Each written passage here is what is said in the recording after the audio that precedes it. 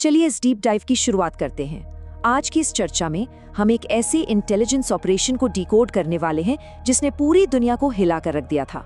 Operation pasture. ये सिर्फ एक ऑपरेशन नहीं बल्कि मॉडर्न हिस्ट्री की सबसे बड़ी रणनीतिक और खुफिया कामयाबियों में से एक है, जिसका अंजाम फरवरी 2026 में ईरान की टॉप लीडरशिप पर एक बेहद सटीक स्ट्राइक के रूप में निकला।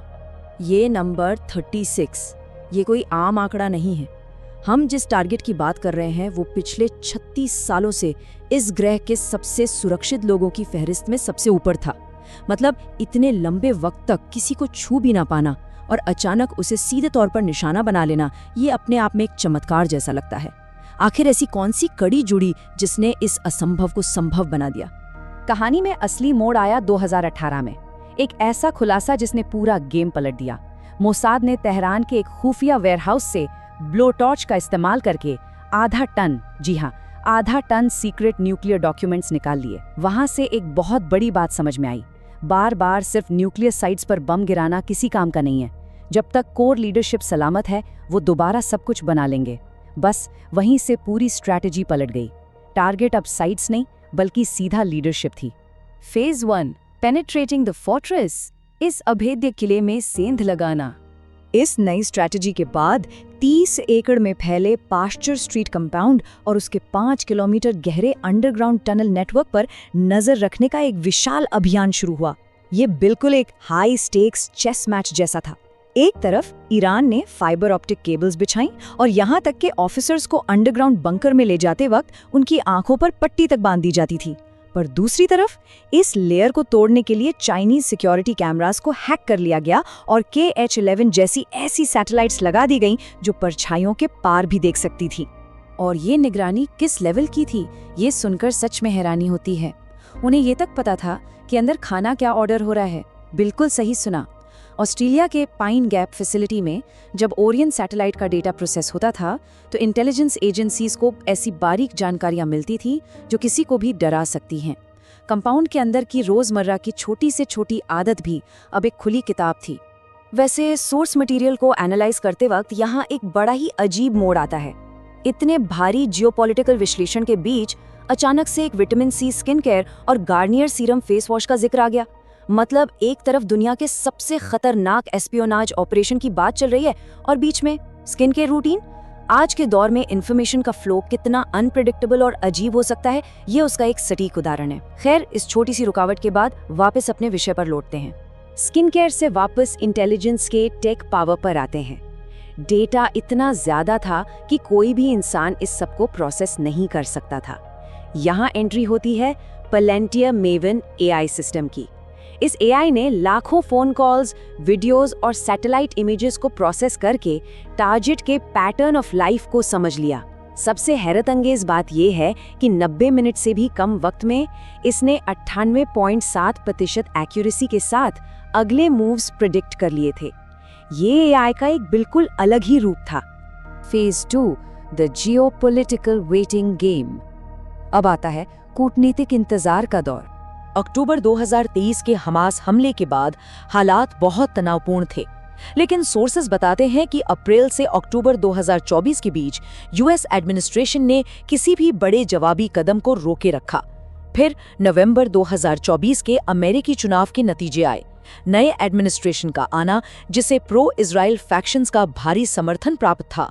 इसी पॉलिटिकल शिफ्ट ने आखिरकार जून 2025 के ऑपरेशन राइजिंग लायन के रास्ते खोल दिए।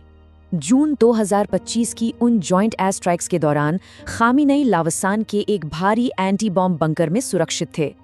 अब यहाँ काउंटर डिफेंस का एक बहुत ही शानदार माइंड गेम देखने को मिलता है। बंकर से एक वीडियो रिलीज किया गया, लेकिन उसकी क्वालिटी जानबूझकर इंतहाई खराब और ब्लर रखी गई। ऐसा इसलिए ताकि CIA वीडियो के बैकग्राउंड नॉइज जैसे जनरेटर या वेंटिलेशन की आवाज को एनालाइज करके बंकर की एक्चुअल डेप्थ और लोकेशन का पता ना लगा सके। लेकिन शायद ये छुपने का खेल बेअसर था। 17 जून 2025 को ट्रूथ सोशल पर आई एक पोस्ट सब कुछ बयां कर देती है। We know where Khamenei is, यानी हमें पता है वो कहाँ है।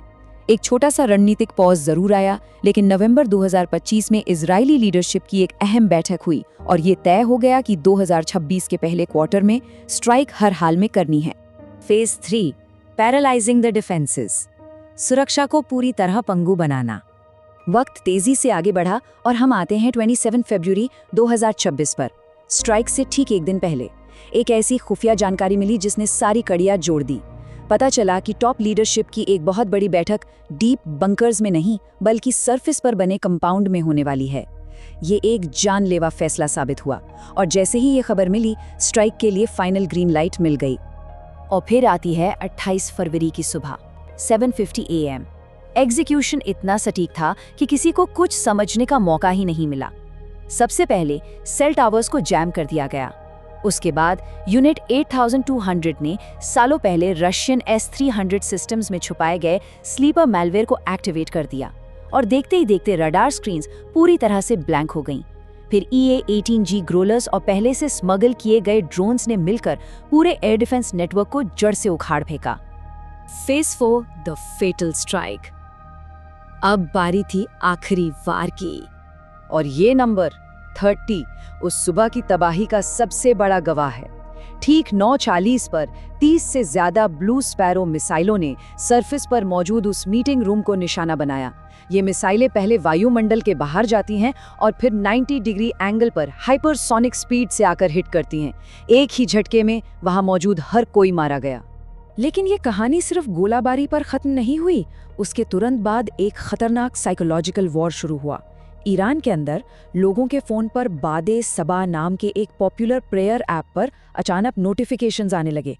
उन पर लिखा था मदद आ गई है। ये बात रोंगटे खड़े कर देती है कि इंटेलिजेंस एजेंसीज ने साइबर स्पेस में किस हद तक घुसपैठ कर ली थी कि सीधे आम जनता के फोन पर सरेंडर करने के संदेश भेजे जा रहे थे। फाइनल फेज, नतीजे और कई सारे सवाल। इस हमले के बाद पूरे तेहरान में ऐसी अफरा तफरी मची कि हालात संभालना मुश्किल हो गया। डर इतना था कि आगे और एयर स्ट्राइक्स ना हो जाएं, इसलिए आखिरी रस्मों तक बॉडी को एक डीप फ्रीजर में छुपाकर रखना पड़ा। इस सारे घटनाक्रम के बाद एक बहुत बड़ा सवाल पीछे छूट जाता है। क्या अंदर से किसी ने मुखबरी की थी? आखिर अचानक से उस मीटिंग को अंडरग्राउंड बंकर से निकालकर सरफेस पर क्यों लाया गया? और कुड्स फोर्स के जनरल इस्माइल कानी जैसे अधिकारियों का ऐसे हर बड़े हादसे में बच निकलना, क्या ये महज एक इत्तेफाक है? ये आधुनिक जासूसी की वो अनदेखी परतें हैं जो सोचने पर मजबूर कर देती हैं कि आखिर जियोपॉलिटिक्स के इस शतरंज में सच्चा दोस्त और दुश्मन कौन है। इस एनालिसिस में जुड़े रहने के लिए बहुत बहुत शुक्रिया और इस आखिरी सवाल के साथ आज की इस चर्चा को यही विराम देते हैं।